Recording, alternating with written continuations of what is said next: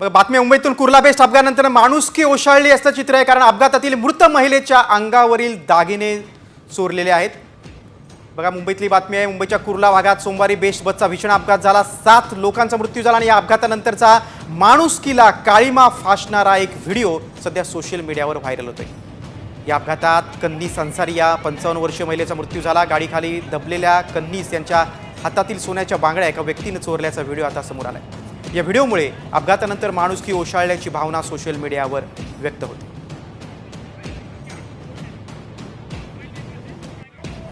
बघतो आपण, एवढा भीषण अपघात झाला मात्र कुठलीही संवेदना नव्हती। काही लोकांना असंच म्हणू शकतो आपण, चक्क बांगड्या चोरलेल्या आहेत। एका मृत महिलेच्या हातातील सोन्याच्या बांगड्या एका व्यक्तीने चोरल्याचा व्हिडिओ आता समोर आलेला आहे। या व्हिडिओमुळे अपघातानंतर माणुसकी ओशाळल्याची भावना सोशल मीडियावर व्यक्त